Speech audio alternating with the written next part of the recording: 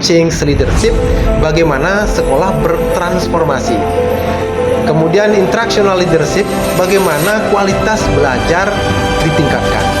Salam dan bahagia Bapak Ibu semua, luar biasa kembali dengan saya Edi Juniawan. Kali ini dalam vlog saya akan membahas terkait dengan 5 domain kepemimpinan sekolah. Jadi yang pertama adalah strategic leadership, yang kedua adalah change leadership, yang ketiga adalah instructional leadership, yang keempat innovation leadership, yang kelima adalah resilient leadership. Seperti apa kelima dari domain ini? Saya akan mencoba untuk menguraikannya. Kelima domain ini memiliki landasan teoritis yang kuat dalam literatur kepemimpinan di era modern sekarang ini. Yang pertama adalah strategic leadership, yaitu kepemimpinan strategis. Jadi konsepnya adalah kemampuan pemimpin sekolah menentukan visi, arah, kemudian prioritas dan strategi jangka panjang sebuah organisasi. Yang terkait ini adalah sekolah, di mana sekolah harus mampu menentukan arah organisasi, menerjemahkan visi dan tindakannya, kemudian membangun kapasitas organisasi, serta memastikan keberlanjutan sekolah. Kemudian yang kedua adalah change leadership, yaitu kemampuan memimpin transformasi sekolah di tengah perubahan kebijakan, kemudian teknologi dan kebutuhan masyarakat.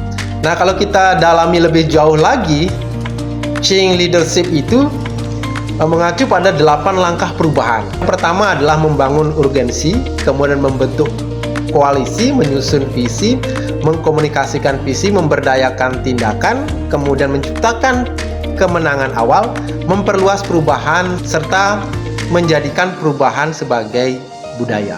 Kalau kita tekankan lagi dari 8 langkah perubahan tadi, bahwa yang dinyatakan itu adalah perubahan sekolah tergantung pada satu relationship, kemudian capacity building, serta coherency making.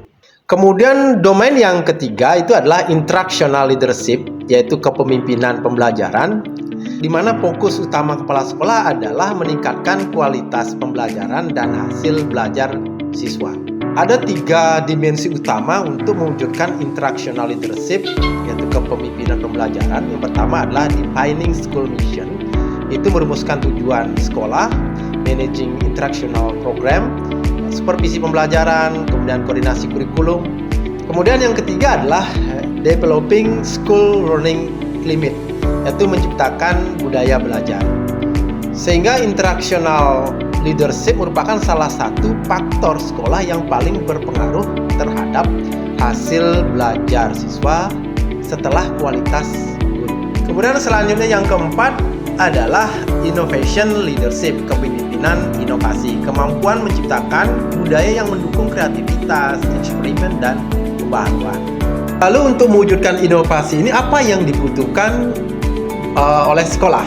Yang pertama adalah memberi ruang inovasi guru seluas-luasnya, kemudian mengembangkan kreativitas siswa, mengurangi budaya birokratis yang menghambat pembaharuan. Resilient leadership, kepemimpinan tangguh, kemampuan pemimpin bertahan, beradaptasi, dan bangkit ketika menghadapi ketidakpastian dan disrupsi.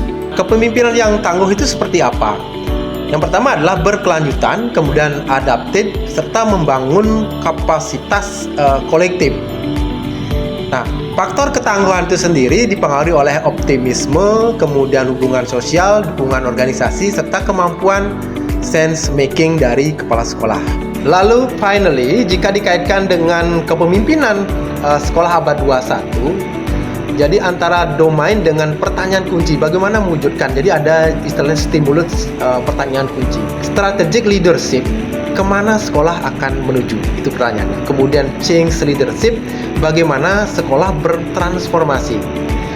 Kemudian instructional leadership, bagaimana kualitas belajar ditingkatkan? Kemudian inovasi leadership, bagaimana sekolah terus berinovasi? Serta yang terakhir adalah resilient leadership, itu bagaimana sekolah bertahan dalam situasi ketidakpastian. Sehingga kalau kita sebut ini adalah the 5 pillar of future school leadership.